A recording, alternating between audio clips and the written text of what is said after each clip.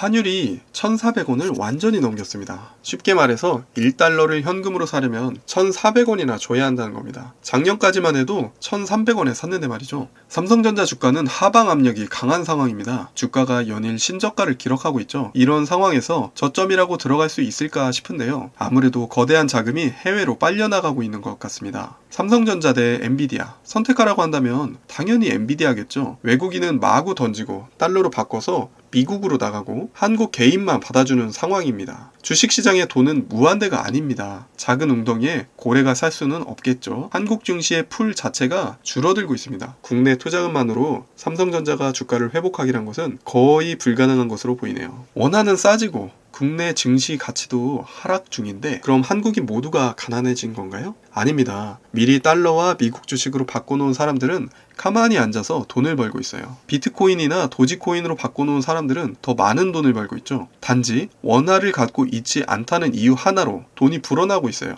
왜 이런 일이 벌어졌고 앞으로 나는 어떻게 해야 할까요? 가장 큰 원인은 트럼프입니다. 트럼프는 대통령 재선에 실패하고 바이든 대통령 임기 동안 칼을 갈며 만든 게 아젠다 47입니다. 이 내용의 핵심은 모든 것을 미국 우선으로 하겠다는 겁니다. 특히 해외 무역에서 미국에 대해 이익을 보는 모든 나라에 대해 엄청난 관세를 준다는 것과 자국민에 대한 감세 정책이 있습니다. 그것은 결국 엄청난 돈이 필요한 일이고 나라에서 돈이 필요하면 채권을 발행하죠. 자, 이 내용에서 결과적으로 채권의 이자가 올라가게 되고 한국의 거대한 자금은 이득을 얻기 위해 달러로 바꿔서 미국으로 다시 돌아가게 됩니다. 그런데 이미 미국의 10년물 채권 금리는 4.5에 가까운 수준입니다. 그러니까 이미 움직이기 시작한 거죠. 미국 말고 다른 나라 장사가 안 될 예정인데 미국의 채권 안전 수익률이 더 높은 상황에서 달러로 바꿔서 미국에 투자하지 않는 게 바보인 상황인 겁니다. 그렇게 되면 미국의 물가도 치솟을 텐데 그런 위험을 감수하겠냐 하실 수 있는데요. 트럼프는 한다면 하는 사람이고 위험하다고 얘기해줄 사람도 브레이크 걸 사람도 없는 상황입니다.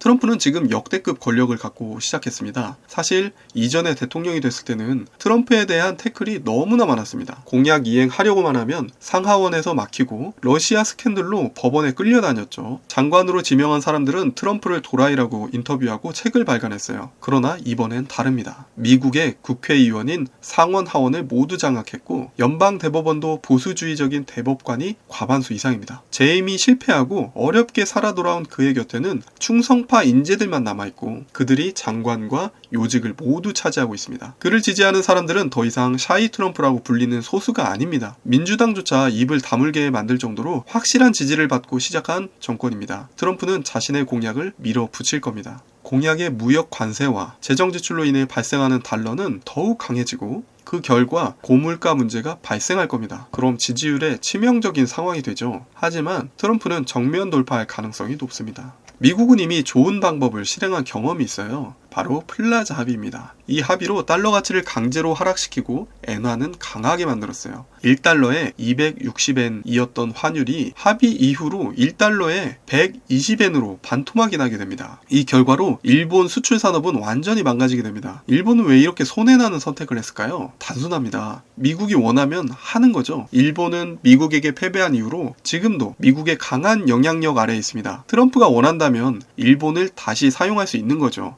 이번에는 엔캐리 트레이드 청산이 힌트를 줬다고 생각합니다. 지난 8월 일본은행이 금리 인상을 결정한 후에 증시가 발작을 하며 폭락을 했습니다. 일본의 금리가 올라가면 엔캐리 트레이드가 청산이 되는 거고 거대한 자금이 일본으로 돌아갑니다. 그 과정에서 달러를 엔으로 바꿔야 하니까 엔은 귀해지고 달러는 흔해지는 거죠. 결국 엔의 가치가 올라가는 겁니다. 세계적인 주가 폭락을 만들었기 때문에 급하게 일본은행이 기준금리를 동결하겠다고 수습하면서 사태는 안정을 되찾습니다. 하지만 폭탄의 뇌관은 아직 제거되지 않았죠. 미국이 이걸 사용할 수 있다고 생각합니다. 한편 우리나라는 그동안 환율이 오르는 걸 막아왔어요. 특히 1,400원이 넘는 것을 막기 위해 많은 노력을 해왔죠. 그 상징성이 높은 금액이기 때문인데 그동안 1997년 외환위기, 2008년 금융위기, 2022년 레고랜드 사태와 미국 금리 인상 같은 큰 위기 때 1,400원이 넘었었던 경험이 있기 때문입니다. 그런데 지금은 왜 이렇게 별 말이 없을까요? 제 뇌피셜인데 쓸 카드를 너무 일찍 써버린 게 아닌가 싶습니다. 그 카드라는 건 국민연금과 한국은행의 통화 스와프 체결인데요.